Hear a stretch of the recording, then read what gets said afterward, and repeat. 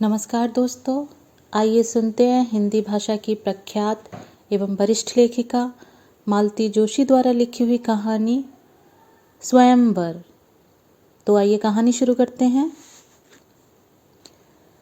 जिनके हृदय श्री राम बसे, तिन और का नाम लियो न लियो। जिन मात पिता की सेवा की, तिन तीर्थ स्नान कियो न कियो। मुकेश का यह प्रसिद्ध भक्ति गीत प्रभा ने बड़ी मुश्किल से समाप्त किया। आवाज़ उसके गले में फंसने सी लगी थी। माना कि वह संगीत विशारद है, पर हर कहीं तो गाना जम नहीं पाता, खासकर ऐसे माहौल में जहां आप न गज़ल गा सकते हैं न ठुमरी। पक्के राग का तो प्रश्न ही नहीं उठता, फिर ले देकर ये भजन ही रह जाते हैं। प्रशंसा में तालियों की गड़गड़ाहट का कोई औचित्य ही नहीं था। फिर भी श्रोताओं की आंखों में तैरती तृप्ति को देखने के लिए अनायास ही उसकी नज़रें ऊपर उठ गईं। वे चारों उसी को देख रहे थे। नज़रें मिलते ही एक ने कहा, कोई फिल्मी सुनाइए ना, हमारे विजय बाबू फिल्म संगीत के बड़े शौकीन हैं। एकदम भीतर तक काट हो आई वह। असहाय कातर नज़रों से उसने अपने भाई की ओर देखा। आनंद की नज़रों में जैसे लावा उबल रहा था। आदेश सा देते हुए उसने कहा, दीदी अंदर चलो तुम। फिर मेहमानों की ओर मुखातिब होते हुए बोला, श्रीमान, यह कोई विविध भारती की फरमाइशी प्रोग्राम नहीं। आपने लड़की का गाना सुनना चाहा, सुना दिया गया। बस ये मत भूलिए, आप एक शरीफ घर में बैठे हैं। कैसे स्वर में बात कर रहे हैं आप? घर बुलाकर अपमान कर रहे हैं। इसका परिणाम ठीक ना होगा, याद रखिए। अपमान मैंने नहीं, आपने किया है। यह न सोचिए आप बहकते चले जाएंगे और हम लोग नम्र बने रहेंगे। शिष्टाचार की सीमाएं दोनों को निभानी पड़ेंगी। भीतर के दरवाजे से लगी प्रभा सारा वार्तालाप सुनती रही। फिर अपने संभावी विवाह की योजना को फिर एक बार ध्वस्त होते देखती रही। इच्छा तो हुई थी कि दौड़कर अम्मा को बुला लाए या फिर आनंद को ही रोक लें, पर उसने ऐसा कुछ नहीं किया। जब तक सुन सकी वहाँ खड़ी रही। असहाय हो गया तो भीतर अम्मा के पास चली आई। अंदर अम्मा बेचारी हलवे और समोसा की प्लेटें ट्रे में सजाए प्रतीक्षा में बैठी थीं। आनंद को यह बिल्कुल भी अच्छा नहीं लगता कि दीदी चाय नाश्ते की प्लेटें लेकर मेहमानों के सामने जाए। वह खुद ही यह काम कर लेता है। इसलिए अम्मा ने कहा, लल्लन से कहो आकर ले जाए, ठंडा हो रहा है। उत्तर में बाहर का दरवाजा एक धड़ाके के साथ बंद हुआ और आनंद खुद ही भीतर चला आया।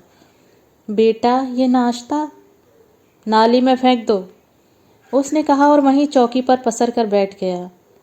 पर हुआ क्या, कुछ बोल तो। लाली तू ही बता दे। कुछ नहीं हुआ, मेहमान उपासे थे, लेकिन एक बात कान खोलकर सुन लो। अब आज का प्रदर्शन मेरा आखिरी प्रदर्शन था, अब कभी इस तमाशे के लिए मजबूर मत करना, प्रभा ने कहा और वहां से चली आई। कुछ क्षणों के लिए उसे निपट एकांत की आवश्यकता थी, पर भागकर जाए तो कहाँ जाए। गिनती के वही 3 तो कमरे हैं। 15-20 सालों से इसी में रहते आए हैं। अब तो इससे अच्छा घर वे लोग किराए पर ले सकते हैं, पर अम्मा ही नहीं मानती।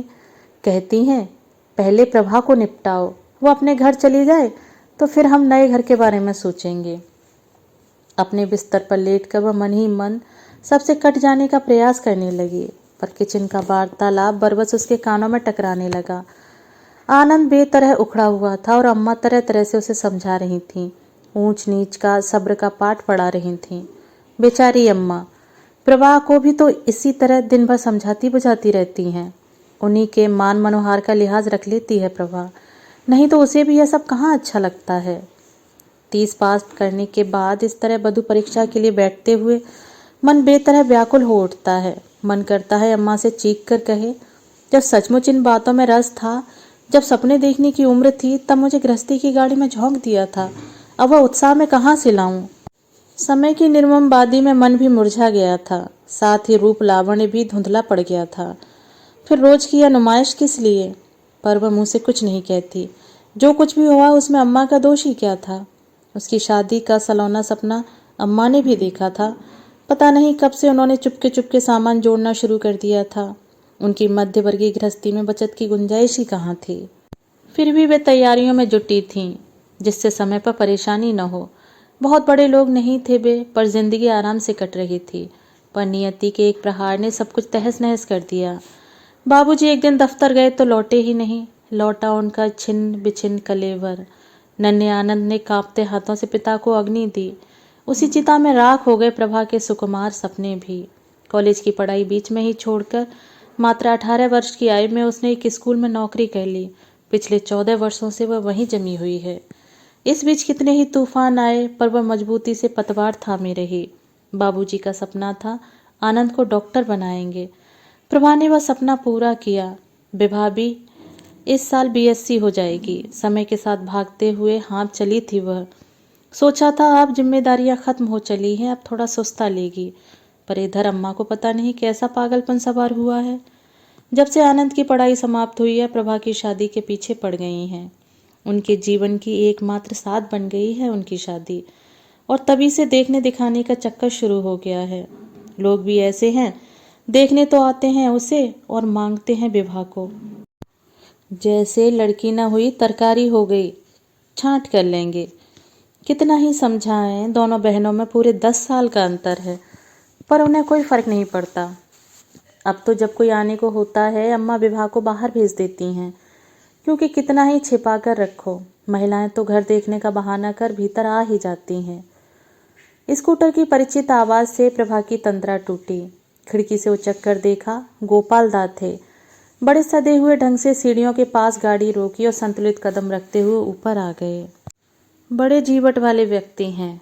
कौन कहेगा कि इनका दायां पांव घुटने के नीचे एकदम संज्ञा शून्य है।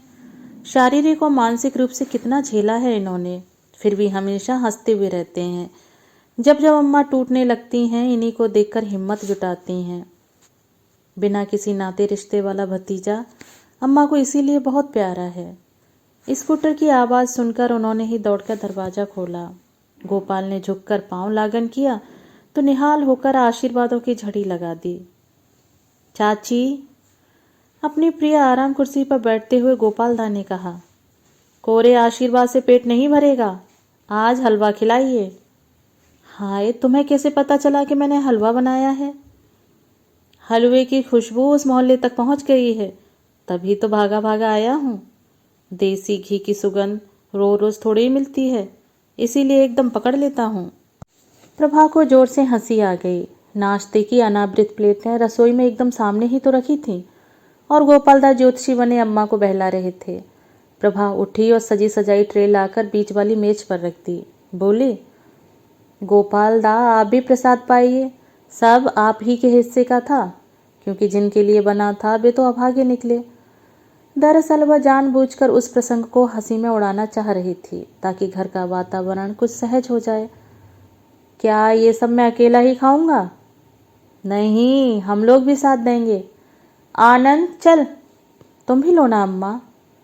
लो, विभा भी आ गई। तो यह सरंजाम किसी अभागे के लिए था? गोपाल दा ने पूरा समोसा मुंह में ठूंसते हुए कहा। मैं समझा कोई त्योहार है आज। 30 त्योहारों का पता भी तो मुझे यहीं आकर लगता है। गोपाल दा, विभा ने कहा, हमारे यहाँ हर 15-20 दिन बाद त्योहार मनता है, दीदी के बर दिखावे का। विभा, अम्मा ने आंखें तरेरी, पर वह अपनी रो में कहे जा रही थी। हर बार इतना सब कुछ बचता थोड़े है गोपाल दा, मरे भुक्कड़ों की तरह सब चट कर जाते हैं। आज शायद हमारे बुढ़ैबिन जीजा जी का उपवास रहा होगा। होल्ड योर टंग विभा, आनंद गरजा। विभा सहम कर चुप हो गई। मुंह फुलाकर उसने प्लेटें भी परे रख दी। गुड़िया, प्रभा ने सांत्वना के स्वर में कहा, तू क्या समझती है कि मुझे ये सब अच्छा लगता है? मैं तो खुद तंग आ गई हूँ, पर मेरी कोई सुने तब ना। तुम क्या तंग आओगी दीदी? विभा ने तुनक कर कहा, तंग तो मैं आ गई हूँ। तुम्हें क्या, घर में बैठकर मेहमानों को चाय भर पिलानी होती है? मुसीबत तो मेरी आती है ना। ना दिन देखते हैं ना रात, मुझे बस घर निकाला दे देते हैं। अब तो ये हाल है कि वक्त बेवक्त कभी भी सहेलियों के यहाँ पहुँच जाओ तो पूछने लगती हैं, क्या फिर कोई दीदी को देखने आ रहा है? आई से शट अप, आनंद दहाड़ा। प्रभा बीच में न पड़ती तो वह विभा की गर्दन ही दबोच लेता। बड़ी मुश्किल से उसे शांत किया जा सका। अम्मा भी क्षण भर को हतप्रभ रह गई थीं। बहुत जवान चलने लगी है इसकी, इसको परमानेंट घर निकाला दे दो चाची, सब ठीक हो जाएगा। कैसे दे दूं, अभी तो एक बड़ी बैठी है। प्रभा भीतर चली आई, पर अब वह जाए तो कहाँ। विवाह भी उफनते हुए कमरे में चली आई थी और तकिए में मुंह छिपाकर सिसक रही थी। कमरे में उसके सामीप्य की कल्पना से ही वह सिहर उठी थी। मजबूर होकर वह रसोई में चली आई और चाय बनाने लगी। चाय बनाकर बाहर ले गई, तब वहाँ अम्मा और गोपालदा दोनों ही थे। आनंद शायद कहीं चला गया था। चाय रखकर वह जाने लगी तो गोपालदा ने उसे हाथ पकड़कर बिठा लिया। प्रभा, एक प्रपोजल लेकर आया था, तू भी सुन और चाची को जरा समझाने की कोशिश कर। अरे यह क्या समझाएगी मुझे? ना बेटा, पहले बड़ी की शादी होगी, विवाह की बात तो मैं अभी सोच भी नहीं सकती। पहले ही इतनी परेशानी हो रही है, छोटी की पहले हो गई तो 100 तरह के सवाल उठ खड़े होंगे। लेकिन ऐसा घर आसानी से नहीं मिलेगा, और वह भी मुफ्त में। होगा उसके भाग्य में तो फिर जुट जाएगा।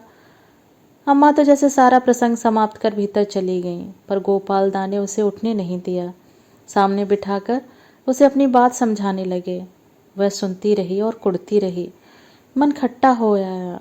जो भी आता है विवाह के लिए प्रस्ताव लाता है, वह जैसे किसी की गिनती में ही नहीं है। एक अरसे से उसने अपने विवाह की आशा त्याग दी थी। तन मन पर एक वैराग्य सा ओढ़कर वह जी रही थी। सुबह शाम ट्यूशन करती, दोपहर में स्कूल में रहती। बचा खुचा समय अम्मा का हाथ पटाने में निकल जाता। अपने लिए सोचने का अवकाश ही किसे था। पर पिछले दिनों की भागदौड़ से ऐसा सपना मन में अंकुराने लगा था। शायद वह स्वयं भी उतनी ही व्यग्र हो उठी है, इसीलिए तो अपना अपमानजनक प्रदर्शन करती रहती है। शायद इसीलिए अपनी नन्ही सी बहन के लिए कभी कभी ईर्ष्या हो आती है। वैसे गोपालदा वाला प्रस्ताव सचमुच बड़ा लुभावना था। लड़का उन्हीं के बैंक में कार्यरत था और इस साल IAS परीक्षा में सफल हो गया था। पिता फाइनेंस में डिप्टी सेक्रेटरी थे, बहनोई इंजीनियर थे और गोपालदा के पड़ोसी थे। बहन विवाह के कॉलेज में केमिस्ट्री की लेक्चरर थीं। इस रिश्ते की पहल उसी ने की थी। अपने इकलौते सर्वगुण संपन्न भाई के लिए उसे ऐसी ही चांद सी बहू अपेक्षित थी। कपड़ों की सरसराहट से दोनों ने चौंक कर देखा। विवाह दरवाजे में खड़ी थी। पर्दे को मुट्ठियों में भींचते हुए उसने कहा, आप बेकार में परेशान हो रहे हैं गोपालदा। आप जानते नहीं कि हमारी लाइन अभी क्लियर नहीं है। उसका स्वर एकदम सपाट था और आंखें। स्कूल से घर लौट रही थी प्रभा के नुक्कड़ पर सविता के पापा जी से भेंट हो गई। उसने नमस्ते की तो उसका एक औपचारिक सा उत्तर देकर भी अपनी राह हो लिए। न मुस्कराई, न कुशल क्षेम पूछी। हैरान रह गई प्रभा, ऐसा तो कभी नहीं हुआ। बड़े सज्जन व्यक्ति थे, पर जब से आनंद का रिश्ता तय हुआ है उनके सौजन्य में विनम्रता भी घुल गई है। जब भी मिलेंगे बड़े आदर भाव से मिलेंगे। जानते हैं ना कि अम्मा के बाद घर में उसका ही स्थान है। वे यह भी जानते हैं कि प्रभा जोड़ न देती तो शायद यह रिश्ता कभी ना होता। अम्मा तो प्रेम विवाह के नाम से ही बिदक गई थीं। बड़ी मुश्किल से उन्हें राजी किया जा सका। सविता के पापा आए थे? उसने घर आते ही पूछा। हाँ, अम्मा का संक्षिप्त उत्तर था। बहुत जल्दी में थे शायद, ठीक से बात भी नहीं की। उन्हें तो हर बात की जल्दी ही पड़ी रहती है। क्या मतलब? मतलब क्या, वही ढाक के 3 पात, शादी की जल्दी मचा रहे थे। ठीक तो है, लड़की वाले हैं, उन्हें उतावली होना स्वाभाविक ही है। लेकिन मैंने तो सगाई के पहले ही जता दिया था कि सब्र करना पड़ेगा। जब तक कि लड़की की शादी नहीं होती तब तक मैं लड़के की बात सोच भी नहीं सकती हूँ। और अगर तुम्हारी लड़की का संयोग ना बने तो उनकी लड़की की जिंदगी भर कुंवारी ही बैठी रहेगी। यह बहुत गलत बात है अम्मा। बच्चे इज्जत दे रहे हैं, इसका गलत फ़ायदा नहीं लेना चाहिए। किसी दिन कोर्ट मैरिज कर लेंगे तो तुम्हारे सारे अरमान धरे रह जाएंगे। इस वक्त तो अम्मा चुप हो गईं। प्रभा से वैसे भी थोड़ा डरती थी, पर शायद वे भरी हुई बैठी थीं। रात के खाने के समय उन्होंने आनंद को बुरी तरह लताड़ा। तू राय साहब को मना नहीं कर सकता? जब देखो मुंह उठाए चले आते हैं। मैं क्यों उन्हें बुलाने जाता हूँ? आनंद भुनभुनाया। मना तो कर ही सकता है। क्या उन्हें हमारा विश्वास नहीं है? हमने जबान दी है, फिर बार बार पूछने का क्या मतलब है? उन्होंने बताया तो होगा। कविता की शादी तय हो गई है, लड़का अगले महीने अमेरिका जा रहा है, इसीलिए तो कर दें ना शादी, हम कोई मना करते हैं? कर कैसे दें? तुम विवाह की कर दोगी? कभी उनकी ओर से भी तो सोच कर देखो। क्षण भर को निरुत्तर हो गई अम्मा। दूसरे ही क्षण पैतरा बदलकर उन्होंने वार किया, अरे वाह, अभी फेरे नहीं पड़े और लल्ला ससुराल वालों के हो गए। ये क्यों नहीं कहते कि अपनी शहनाई सुनने की बेसब्री है?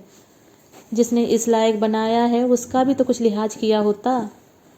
प्लीज़ बस करो अम्मा, प्रभा ने तड़प कर कहा। क्यों बस करूं? तू नहीं कहेगी तो क्या मैं भी चुप रह जाऊंगी? मैं जानती नहीं कितने कष्टों से तूने इसे पढ़ाया है। किसी ऐरे गैरे की बस की बात थी? ना खाने का सुख देखा, ना पहनने का, पूरी जिंदगी यूं ही काट दी। 2 बार पीएमटी में नहीं आया, फिर भी हिम्मत नहीं हारी, डॉक्टर बनाकर ही दम लिया।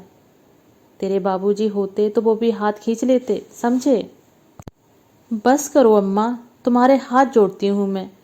मैंने जो भी किया अपने भाई के लिए किया, अपने पिता की आत्मा की शांति के लिए किया। मैंने तो अपना कर्तव्य किया, किसी पर एहसान नहीं किया। उसे बार बार दोहरा कर तुम मुझे छोटा मत बनाओ, प्रभा ने कहा और खाने से उठ गई। खाने की इच्छा ही जैसे मर गई थी। आनंद भी हाथ में कौर लिए पत्थर की मूर्ति की तरह निश्शब्द निश्चल बैठा हुआ था। उसके होंठ बुझे हुए थे और चेहरा एकदम सफ़ेद पड़ गया था। अम्मा, बड़ी देर बाद जैसे उसे स्वर मिला। स्वर एकदम गंभीर और सधा हुआ था। अम्मा, आनंद ने कहा, हाथ में अन्न लिए बैठा हूँ। इसी की सौगंध खाकर कहता हूँ कि जब तक दीदी की शादी नहीं हो जाती मैं अपनी बात सोचूंगा भी नहीं। बस अब इस विषय में कभी कुछ मत कहना, तुमसे बस यही प्रार्थना है। एक सन्नाटा सा खिंच गया मन में। अम्मा का मुंह खुला का खुला रह गया। फटी फटी आंखों से वे बेटे को ताकती रह गईं। प्रभा भूल गई कि उसके हाथ में पानी से भरा लोटा है और वो हाथ धोने के लिए खड़ी है। इस भयावह स्तब्धता को भंग किया विभा ने। इतनी देर से वो चुपचाप बैठी निवाले तोड़ रही थी। इत्मीनान से अपना खाना समाप्त कर वह उठी। प्रभा के पास आकर उसके हाथों से लोटा लगभग खींचते हुए बोली, अब तो खुश होना दीदी। सुबह की गाड़ी से मामा जी पधारे हैं। जब से आए हैं तभी से अम्मा के साथ उनकी खुसर फुसर चल रही है। लल्लन का नाम बार बार उछल रहा है। इसी संभावित खतरे को जानकर ही शायद आनंद सुबह से गायब है। वह जानता हुआ कि मामा जी खाली हाथ नहीं आए हैं, शिकायतों का एक पुलिंदा लेकर आए हैं। प्रभा के लिए उन्होंने 2-3 जगह बात कर रखी थी। तय करने के लिए आनंद को बुला लिया जाता, वह भी बेचारा भागा भागा गया था। फिर भी बात नहीं बनी। एक जगह लड़की के रंग को लेकर भी आपत्ति हो गई थी। फिर उन लोगों ने कहा था कि 10-5 हज़ार ज़्यादा दे देने से भी बात बन जाएगी, जैसे उन रुपयों की दमक से प्रभा गोरी हो जाएगी। उनके मुंह पर थूक कर चला आया था आनंद। और मामा जी बहुत बिगड़े थे। ऐसे कहीं काम चलता है? लड़की वालों को तो सब्र से ही काम लेना पड़ता है। एक ने शर्त रखी थी कि अगर छोटे के साथ विवाह की सगाई कर दी जाए तो वे बड़े के लिए प्रभा को ले लेंगे। भला इसमें बुराई क्या थी? एक के साथ दोनों की बात पक्की हो रही थी। पर हजरत वहाँ भी ताव खा गए। एक जगह तो लड़के ने खुद ही बात की। घर में कोई था ही नहीं। छोटी छोटी 3 लड़कियां छोड़कर पत्नी पिछले साल ही मरी थी। खाता पीता घर था, गाड़ी मकान जायदाद सब कुछ। पर दहाजू जो था, इसलिए सस्ते में सौदा पट रहा था। पर इन नए लड़कों को समझाए कौन? इतनी उम्र तक लड़के कहीं अनब्याए मिलते हैं? मैं तो भर पाया जिया। तुम्हारी वजह से ही हर बार इस काम में हाथ डालता हूँ, पर लड़के का क्या करूँ, कहीं बात जमने ही नहीं देता। तो उसे साथ लेते ही क्यों हो? उसका तो नया खून है, उबाल लेकर ही रहेगा। पर मुझे तो लड़की के हाथ पीले करने हैं। अब तुम अपनी जिम्मेदारी पर ही बात चलाओ तो ही ठीक है। लेकिन जिया, मैं तो सिर्फ बातचीत भर कर सकता हूँ, बाकी का काम तो तुम ही लोगों को करना है। मुझे तो लगता है लड़का खर्च करने के डर से पीछे हट रहा है। चौकन्नी हो गई प्रभा। जानती है मामा जी के सामने उसे अपनी शादी की चर्चा में भाग नहीं लेना चाहिए, वे इसे पसंद नहीं करेंगे। पर जो कानों से टकरा रहा है उसे अनसुना कैसे कर दें? ठीक भी तो है। मामा जी कह रहे थे इसकी हुई नहीं कि दूसरी तैयार खड़ी है। उसकी अपनी शादी का सवाल भी तो पीछे लगा आता ही है। खर्चे के डर से क्या लोग लड़कियों को घर में बिठा लेते हैं? लड़कियां 700-800 रुपये महीना घर में लाने लगती हैं तो बात दूसरी हो जाती है, फिर वे बोझ नहीं रहती। इसके बाद जब्त नहीं कर पाई प्रभा तड़प कर सामने आकर खड़ी हो गई। मामा जी, पास पड़ोस वाले ऐसी बात कहें तो समझ में आता भी है, पर आप तो घर के आदमी हैं, आप तो ये अन्याय ना कीजिए। मैं गलत क्या कह रहा हूँ बिटिया? जिस तरह हर एक रिश्ता टूट रहा है उसके लिए क्या जवाब है तुम्हारे पास? टूटेगा तो तब जब कहीं जुड़ा हो। यहाँ तो शुरू होने से पहले ही किस्सा खत्म हो जाता है, और यह सब तुम्हारे भाई की वजह से होता है, समझी? जरा जरा सी बात पर उसका खून खौल उठता है। ऐसे कहीं शादियां तय होती हैं? ना हो ना सही, हम शादी के लिए घिनौने समझौते नहीं कर सकते। अपनी आत्मा को औने पौने दामों नहीं बेच सकते। इस घर में सिर्फ आनंद ही मुझे सम्मान देता है, इसलिए मेरा अपमान वह बर्दाश्त नहीं कर सकता। सुन लिया जिया, वो भाई हैं ये बहन है, अब बीच वाला क्या कर सकता है बताओ? कुछ करने की ज़रूरत भी नहीं है मामा जी। मैंने तो बहुत पहले ही अम्मा से बोल दिया है, मेरी शादी का ख्याल छोड़ दें। मुझे भी अब इस रोज रोज के तमाशे से ऊब होने लगी है। और वो लड़का जो कसम खाकर बैठा है?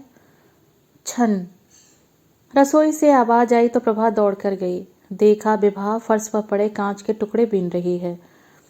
लस्सी का गिलास था, चिकनाई की वजह से हाथ से छूट गया। उसने खिसियाए स्वर में कहा, चलता है। प्रभा ने सांत्वना दी और स्वयं भी कांच बीनने लगी। काफी ऊंचाई से गिरा था गिलास, पूरी रसोई में कांच फैल गए थे। क्या हुआ? अम्मा चीख रही थीं।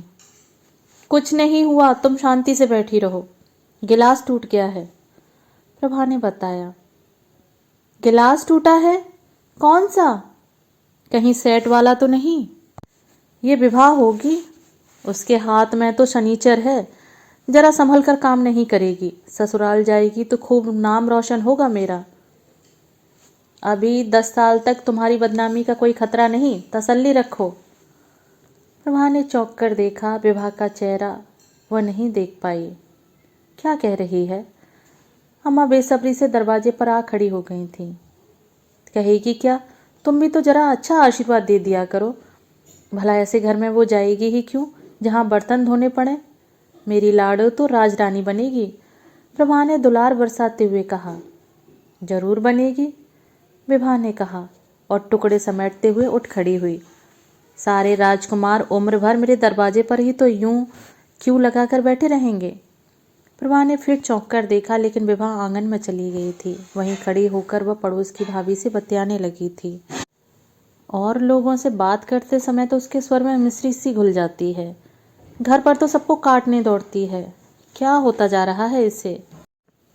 कुल जमा 22 की तो अभी हुई नहीं और शादी के लिए इतनी बेताब हो रही है।